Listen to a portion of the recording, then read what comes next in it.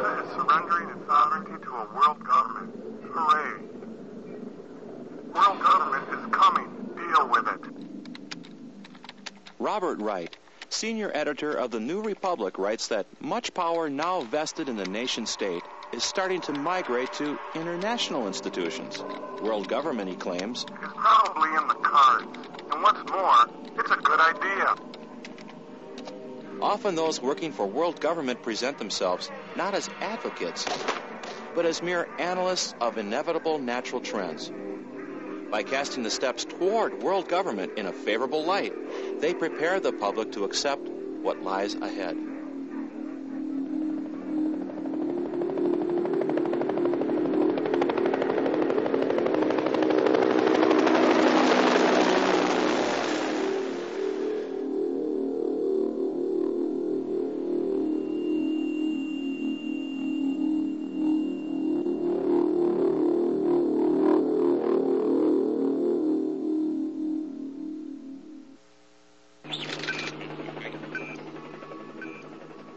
The World Federalist Association, or WFA, is one of the largest organizations that openly promote world government. Periodically, the WFA extends a Global Governance Award to a prominent individual pushing for the same goal. Former CBS anchorman Walter Cronkite was among the recipients of the WFA award. Thank you very much. Today we must develop federal structures on a global level to deal with world problems. We need a system of enforceable world law, a democratic federal world government. In a closed-circuit hookup, Hillary Clinton congratulated Cronkite. For decades you've told us the way it is. But tonight we honor you for fighting for the way it could be. In 1993, the WFA honored an editor for Time magazine for an essay he had written entitled, "The Birth of the Global Nation." Nationhood as we know it will be obsolete. All states will recognize a single global authority. After receiving the award, the editor, Strobe Talbot, was appointed Deputy Secretary of State in the Clinton administration. In February of 2000, the New York Times allowed the WFA a full-page ad to spread its globalist propaganda.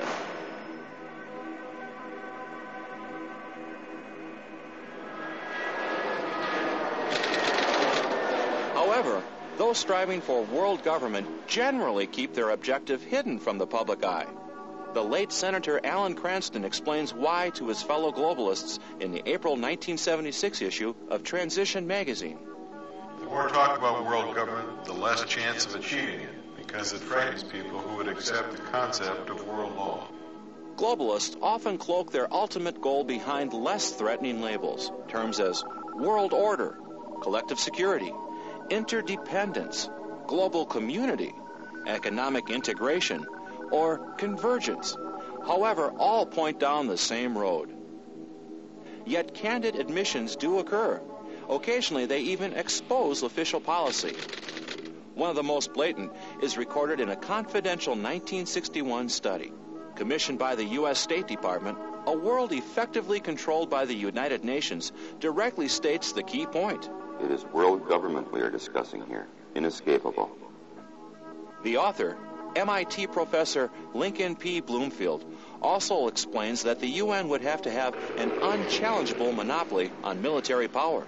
A world effectively controlled by the United Nations is one in which world government would come about through the establishment of supranational institutions characterized by mandatory universal membership. National disarmament is a condition for effective UN control.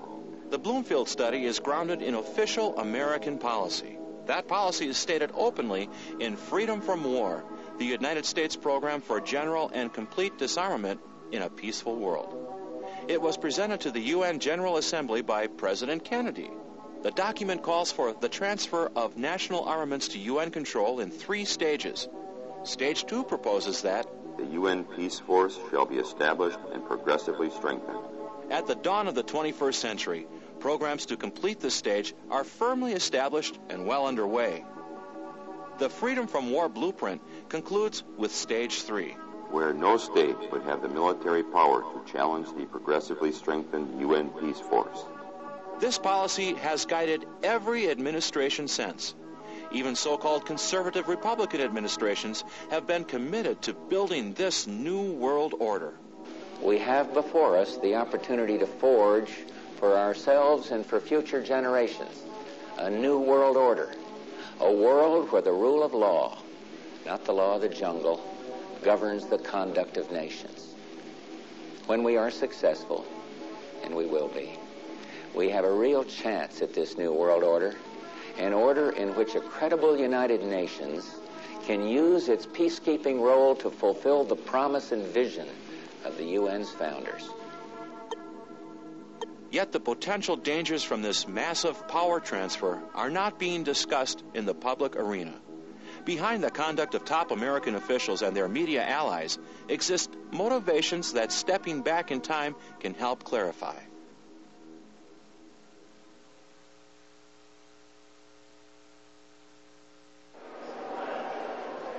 The framers of the Constitution had a profound understanding of human nature. They knew that even the best of men could not be trusted with power. So they designed a government with checks and balances to make it difficult for officials to accumulate and abuse power. The United Nations, however, embodies few of those checks and balances, and it recognizes no moral authority greater than itself. Investigative reporter for the New American Magazine and author of the United Nations Exposed, William F. Jasper. Certainly one of the most important principles embodied in the U.S. Constitution is the recognition that individual rights come from God, and the purpose of government is to protect those rights. The United Nations recognizes no God above the UN. The United Nations therefore recognizes no impediments or restrictions on its power. An early UN peacekeeping operation illustrates the inherent danger of entrusting the UN with power. The setting is the Belgian colony in Africa known as the Congo. In the early 60s, European nations fell under intense international pressure to give up their colonies in Africa and prepare them for independence and self-rule. To hasten this process, the UN formed a committee on decolonization. At the same time, the Soviets were working to gain control of these colonies for themselves. They sponsored so-called liberation movements and conspired to bring their frontmen to power through international pressure, bribery, and even terrorism. In 1960, Belgium yielded to the international pressure and granted independence to the Congo. The Soviets were ready to fill the vacuum. Patrice Lumumba was their man, bought and paid for with cash, arms, luxuries, and all the women, gin, and hashish he desired. With Lumumba as premier, peaceful independence lasted 1 week. Lumumba then unleashed a communist reign of terror against the populace.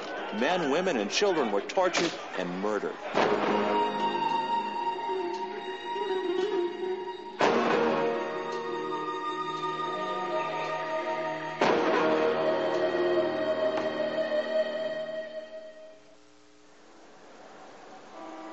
Amidst the terror in the Congo, the province of Katanga remained, by comparison, an island of peace, order, and stability. Under the able leadership of Moise Tshombe, Katanga declared its independence from the Central Congolese regime. "I am seceding from chaos," declared President Tshombe, a devout Christian and an ardent anti-communist. For a brief moment, the courageous people in this infant nation stood as the singular testament to the capability of the newly independent Africans. As a free people, they were capable of governing themselves with a sense of peace, order, and justice. Tshombe's misfortune, however, was to be pro-Western and pro-free enterprise. Nikita Khrushchev declared Tshombe to be a turncoat, a traitor to the interests of the Congolese people.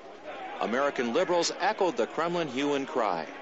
Soon after, the U.S. joined with the USSR in support of a UN resolution authorizing the world body to send troops to the Congo.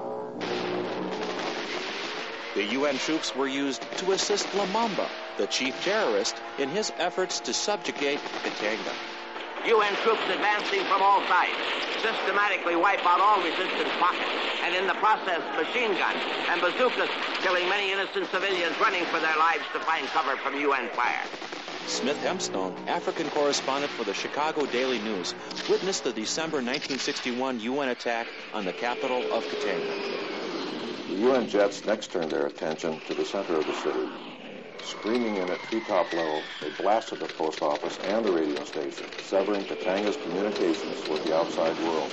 One came to the conclusion that the UN's action was intended to make it more difficult for correspondents to let the world know what was going on. 46 doctors of Elizabethville, Belgian, Swiss, Hungarian, Brazilian, and Spanish, fired off telegrams to the UN pleading for a ceasefire. Later, they unanimously issued a joint report indicting the UN for atrocities against innocent civilians. Chambe takes reporters on an eyewitness tour of an Elizabethville hospital, which, although clearly identified by Red Cross markings and flags, had been bombed and shelled by the UN. After waging 3 major offensive campaigns against the infant state, UN forces overwhelmed Katanga and forced it back under communist rule. The UN and its internationalist proponents continue to refer to the Katanga operation as a resounding success. Peacekeeping has proved to be a very useful device, not just in the Middle East, but in Cyprus, the Congo, the subcontinent, and a score of other places. When the UN left the Congo 4 years later, it had achieved what it had been sent to do. The United Nations operation in the Congo did not just help reestablish order and peace. More importantly, it provided all-around technical assistance to help build the infrastructure of a brand new country. The residents of Katanga undoubtedly had a less enthusiastic view.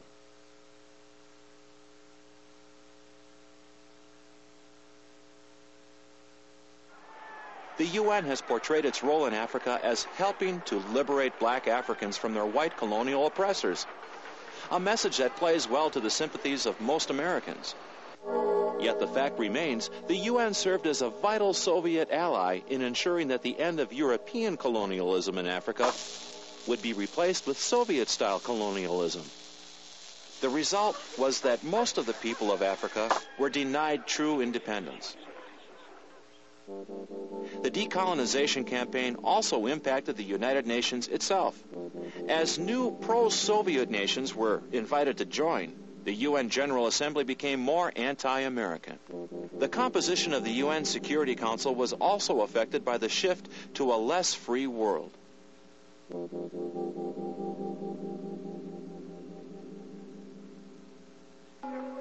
The nationalist government of Free China was one of the founding members of the UN and a permanent member of the Security Council.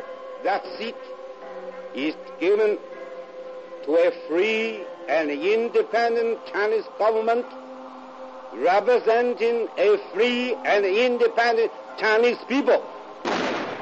Following World War II, the communist rebels under Mao Zedong succeeded in capturing the mainland provinces, and the nationalist government was forced to retreat to Taiwan. For many years thereafter, the communists agitated to have Red China replace Free China in the UN. Opposition to such a move was based on the fact that the communist regime maintained its grip on the Chinese people through sheer terror. In fact, the 1975 edition of the Guinness Book of World Records reports that the greatest massacre in human history ever attributed to any nation is that of 26,300,000 Chinese during the regime of Mao Zedong between 1949 and May 1965. Admission of Communist China into the UN would have made a mockery out of the UN Charter and the UN's image as an organization dedicated to promoting human rights. Still, in 1971, the UN General Assembly voted to admit Mao Zedong's Red China into the UN and ousted nationalist Free China. Great jubilation ensued among the delegates. UN Secretary General U Thant an admirer of Vladimir Lenin, heralded the move as a major positive accomplishment. And will eventually lead to the strengthening and betterment of this organization. In 1989, the world caught a glimpse of the brand of justice that the Red regime dispenses as communist troops massacred peaceful pro-freedom demonstrators in Tiananmen Square. On Beijing's Avenue of Eternal Peace, many were crushed under armored vehicles.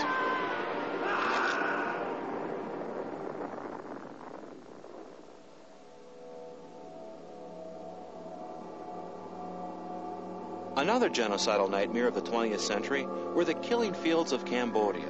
In 1975, the revolutionary Khmer Rouge captured the capital of Cambodia and took control of the nation. In less than 4 years, this group of Cambodian communists were responsible for the death of as much as 1/3 of Cambodia's population. UN spokesmen frankly admit that the UN did nothing to stop the genocide. However, the Khmer Rouge were supported by the major communist states, states which often engineer terrorism and support the violent overthrow of established governments, and which from the beginning have been members in good standing at the UN. After the early massacres in Cambodia, Ieng Sary, foreign minister for the Khmer Rouge, flew to a special session of the United Nations General Assembly. After his arrival, he boasted, "We have cleansed the cities." When he appeared at the United Nations, delegates enthusiastically applauded.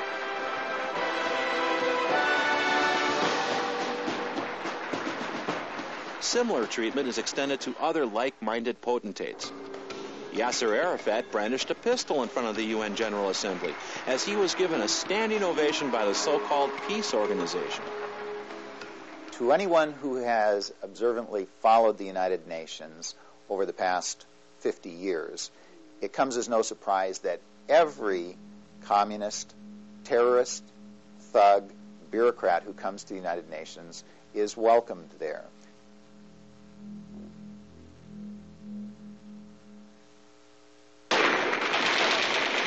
In the aftermath of World War I, a powerful group of internationalists offered humanity a solution to the ravages of war: collective security through world government. The most prominent advocate of this plan was United States President Woodrow Wilson. The League of Nations, he proposed, would enforce peace by threatening to use collective force against individual aggressors. But Americans were leery of entanglements with the constantly warring European powers. They wanted no part of a world superstate. The United States Senate refused to ratify the League of Nations covenant, and without the U.S. membership, the League was doomed. In response, the League's internationalist sponsors decided to found the Council on Foreign Relations. Based in New York City, this private group's purpose would be to lay the groundwork in America for world government. While gaining control within the U.S. State Department during World War II, CFR members covertly worked towards establishing a successor to the League of Nations. The plans for the future United Nations were drafted by the Informal Agenda Group, a secret committee set up by Secretary of State Cordell Hull. The group was composed entirely of CFR members. At the UN's founding conference in San Francisco, 43 of the U.S. delegates, virtually the entire contingent, were CFR members. Acting Secretary General for the conference was CFR member Alger Hiss. Later, the American public would learn that Hiss was a Soviet agent. Few Americans, however, would learn that the United Nations was the creation of the CFR. And from World War II to the present, the CFR's influence in American government and society has grown dramatically. In 1966, the CFR's influence was confirmed in Tragedy and Hope, a history of the world in our time. Its author, celebrated historian Professor Carroll Quigley, sympathized with the CFR's agenda. Concerning the secret network that manages the CFR, Quigley wrote, "I know of the operations of this network because I've studied it for 20 years and was permitted for 2 years to examine its papers and secret records." Quigley also described their ultimate goal: to create a world system of financial control in private hands, able to dominate the political system of each country and the economy of the world as a whole. Admiral Chester Ward, former Judge Advocate General of the U.S. Navy, was for many years a CFR member. Subsequently, he became one of its chief critics. According to Ward, the CFR's goal is the submergence of U.S. sovereignty and national independence into an all-powerful one world government. Richard Harwood of the Washington Post also openly conceded that CFR members are the nearest thing Americans have to a ruling establishment. Harwood's 1993 column pointed to the White House. The President is a member. So is his Secretary of State, the Deputy Secretary of State, all 5 of the undersecretaries. Harwood went on through a litany of CFR members in the Clinton administration.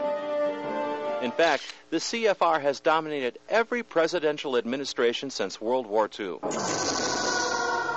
The list of CFR members serving in the Bush administration is extensive.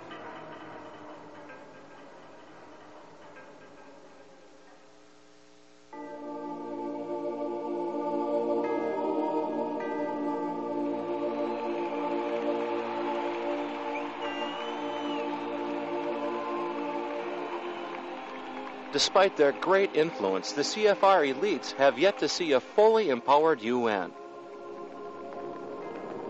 While UN activity began to compile a less than attractive track record, critical books, film showings, and radio broadcasts began to alert many Americans about the dangers of an empowered UN. As a result, faith in the UN began to diminish. A 1959 Gallup poll reported that 87% of the American people thought the UN was doing a good job. But by 1980, Gallup reported that only 31% felt the UN was doing a good job. Resistance to the globalist agenda was also felt on Capitol Hill. Between 1975 and 1982, Congress received petitions with over 11 million signatures calling for the United States to withdraw from the United Nations. But the battle had just begun.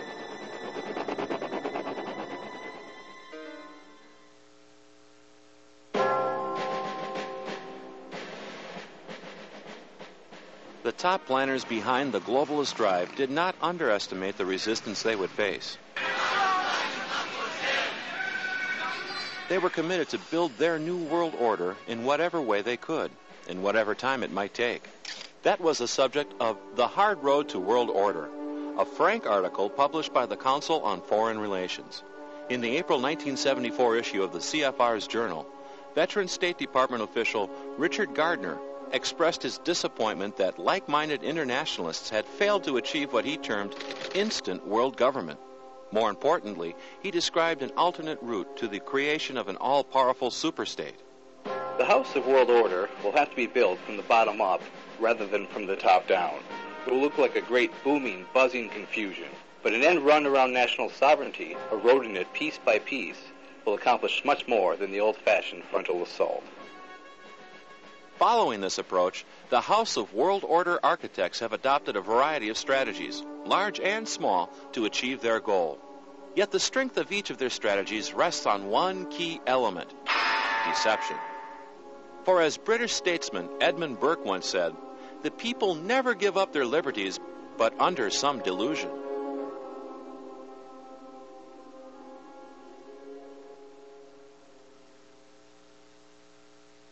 In order to pave the way for national governments to surrender any political power to the UN, globalists need more than just a plausible pretext such as solving a crisis. They must also create the appearance of popular support for their plans. For several decades, the UN CFR axis has been organizing non-governmental organizations, or NGOs, into a force that it calls Global Civil Society. This NGO movement has been developed by the CFR strategists as a deniable asset, for the NGOs must appear to be spontaneous and independent of the power structure. The desired illusion is that the public is demanding change.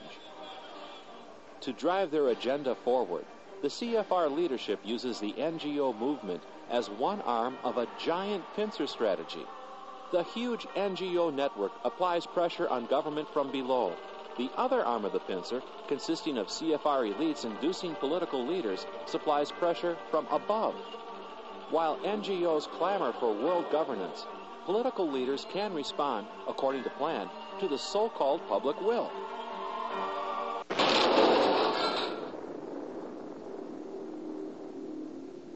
And the transfer of more power to the UN is achieved when the pincer strategy is employed with a variety of pretexts.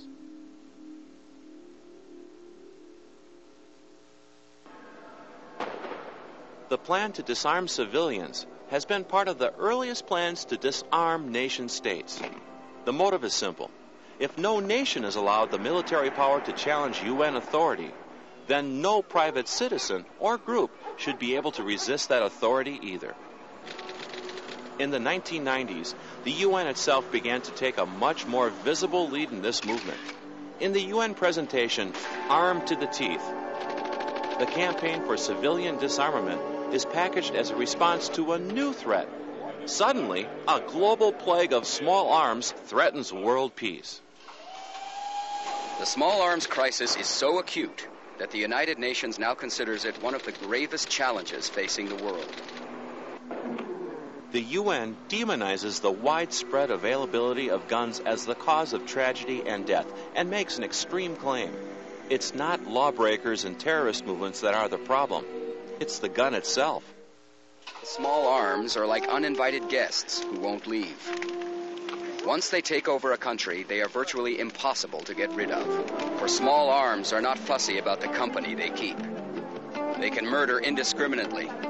Men and women, young and old, rich and poor. This UN propaganda aims to persuade viewers that they will be better off, safer, if they allow government to take away their means to defend themselves. Of course, not mentioned in the video is the role of the UN and its revolutionary friends in fomenting much of the aggression described. The UN even goes so far as to cite the Rwandan genocide carried out with machetes as a reason to confiscate civilian guns. 800,000 men, women, and children were murdered. A United Nations special rapporteur saw the disaster approaching. He warned the international community that if the arms were not collected immediately, the result would be catastrophic. In many of these instances, this horrendous slaughter could have been prevented if the civilian population had not been disarmed. Generating pressure from below, the NGO network also plays a critical role in the push for civilian disarmament. The Armed to the Teeth video contains a classic example of the pincer strategy at work. IANSA is a network of over 200 grassroots organizations from around the world, which coordinates the fight against the proliferation of small arms and also puts pressure on governments to act. IANSA was not created as the result of a spontaneous outpouring from global civil society, as the United Nations would insist. It is entirely a creation of the United Nations in collaboration with tax-exempt foundations and certain socialist governments in Europe.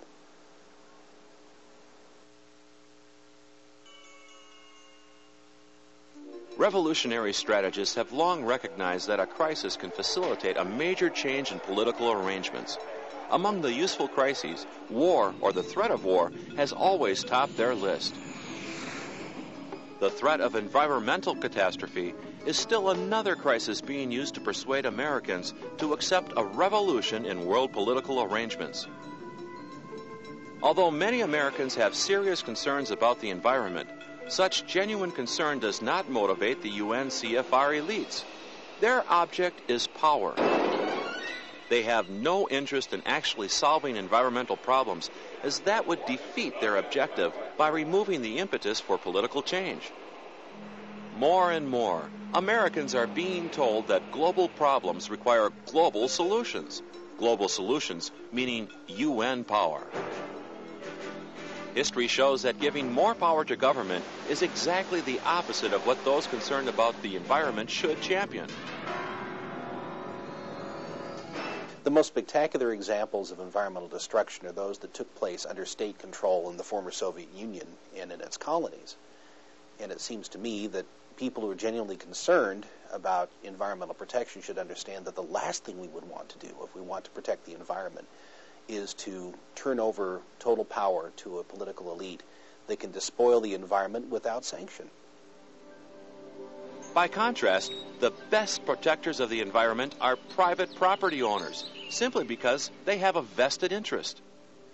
Thousands of years ago, Aristotle pointed out that which is owned by everyone is equally neglected by all alike. And of course, that principle applies to the question of environmental protection.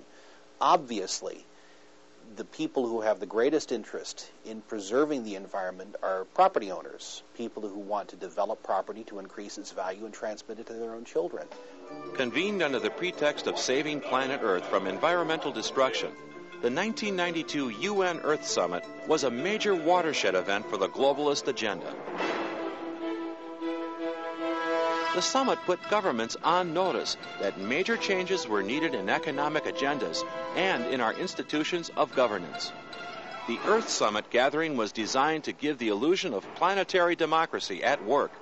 Delegates labored over details of language, while the NGOs lobbied outside for tougher measures. In fact, the principal programs to come out of Rio had already been worked out well in advance by the CFR brain trusts.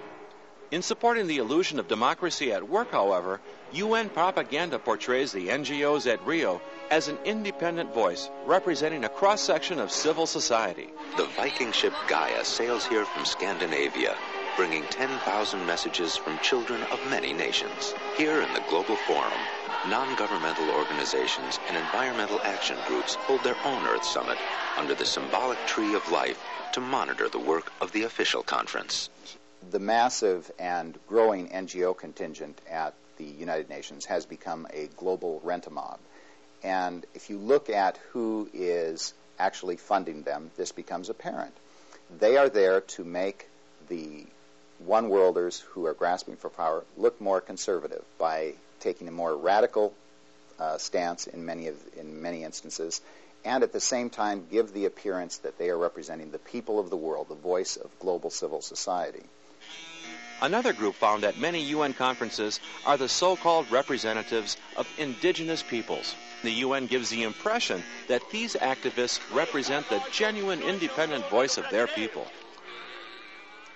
At virtually all of the UN summits, for instance, you will see so-called representatives of indigenous peoples. You always see these same representatives miraculously showing up at these summits. They were going to come there to represent the people of their jungle or of their rainforest or of their mountain tribe. In virtually every case, they are there repeating the phrases that have been fashioned for them by these same NGO leaders who are promoting the UN line. One of the major CFR-inspired programs to come out of Rio was Agenda 21, a massive environmentalist manifesto. A UN-approved summary notes, effective execution of Agenda 21 will require a profound reorientation of all human societies, unlike anything the world has ever experienced. A major shift in the priorities of both governments and individuals. There are specific actions which are intended to be undertaken by every person on Earth.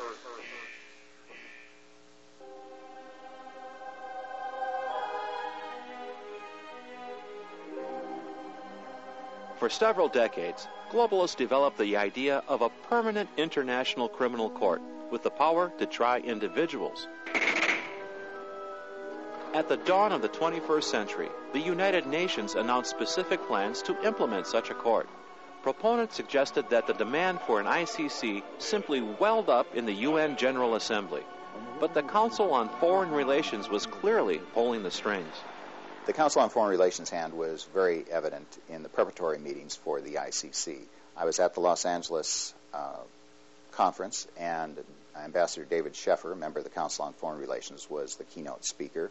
The chairman of the event there was also a member of the Council on Foreign Relations, as were many of the other prominent people in attendance. In addition, we see that the legal scholars like Richard Falk and others who are putting together the actual documents themselves, hammering out the wording, are also members of the Council on Foreign Relations. In 1998, the UN convened a conference in Rome to hammer out a treaty that would establish the court. Much like the Nuremberg trials dealt with Nazi officials after World War II, proponents say the ICC will provide an impartial international venue to try tyrants and other assorted threats to world peace. In Rome, a widely read NGO publication reminded conference attendees where world justice was needed most. The primary target of condemnation by both the NGOs and the delegates was the United States. The ICC summit turned into a huge Bash America fest. Each day, the official delegates who came to the rostrum, as well as the NGO representatives, denounced the United States, decried us for our supposed violations of human rights, of economic rights, of social injustice. Many of them explicitly stated that they wanted to use the ICC eventually to try U.S. citizens and U.S. officials for these perceived crimes. The final day of the conference would serve as an omen. When the minimal objections of the U.S. were defeated by the rest of the delegates, the entire assembly erupted in a display of anti-American jubilation. In that brief moment, the UN delegates passed judgment. America is the principal, if not the sole, source of evil in the world. All that remained was the sentencing. The resulting 166-page Rome Statute has been submitted to individual nations for ratification. Professor Charles Rice of Notre Dame University School of Law examined the proposal for an ICC. In our system, as a law is supposed to be a rule of reason which, in a sense, controls the state, and the state should operate under law. I mean, there's simply no reasonable expectation that will be the case under this. But the ICC, Rice points out, has no limits to its jurisdiction. Claiming jurisdiction to try Americans for actions committed within the United States which fit their definition of these crimes, crimes against humanity, genocide, and so on. That is simply a repeal of the Declaration of Independence. I mean, this is outrageous. The Rome Statute claims jurisdiction for the ICC to try any individual charged with genocide, war crimes, crimes against humanity, and aggression. However, no reasonable consensus was reached at the Rome Conference concerning the definition of these crimes. Their definition will be left to the arbitrary interpretation of ICC judges. There are other ICC problems as well. Judges, prosecutors, and counsel can be drawn from authoritarian regimes that are resentful of Americans. The ICC will recognize no right to a trial by jury, and certainly no right to a speedy trial. An American citizen, whether in or out of the U.S., could be accused of violating an undefined UN law. He would then be tried and convicted by foreign prosecutors and judges, then sent to some undisclosed prison somewhere in the world.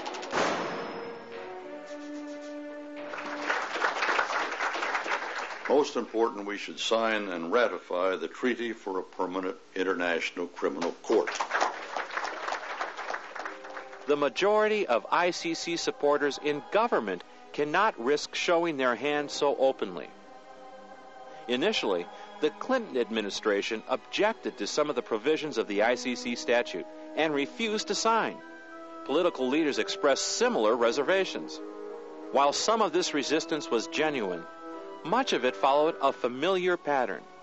Many politicians will often conceal their support for radical proposals by putting on an initial show of opposition. Eventually, these false opponents reverse themselves at a strategic moment, claiming a compromise has been achieved, and the public is led to believe that its interests have been protected. Eventually, the Rome Treaty was signed by Clinton, shortly before he left office. Ratification by the U.S. Senate is all that is needed for Americans to become victims of an ICC.